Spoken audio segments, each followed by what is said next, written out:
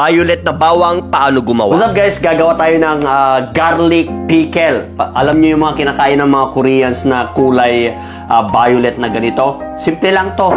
So ito na, nabalatan na. Lagyan natin ng konting paminta para may bango-bango pa. Maglagay din tayo ng asin. Bam. Huwag masyadong maalat. Siyempre, lagyan natin ng pampatamis konti, honey. Bam! Yan! Sarap na ito.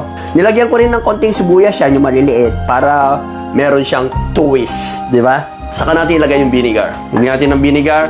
Apple cider, kalahati dito. Medyo magastos yung buo. Kaya yan, kalahati dito. Bam!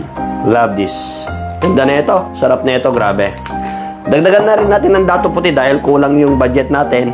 Okay lang kung may dato puti, pares lang din naman yan. Punuin lang yan. Ibabod ng 24 hours, saka natin i-drain yung vinegar. After that, hayaan nyo lang na ganon, magiging violet yan. Tatanggalin na natin yung vinegar. Okay. That's it. So guys, after 24 hours na tinanggal yung suka, ito na yung itsura. Diba? Oh, violet na violet. Tapos tikman natin, sasamahan natin ng dinakdakan. Grabe to. Oh my God.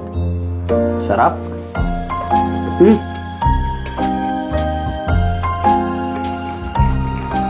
Ang sarap ng pagkakagawa, grabe.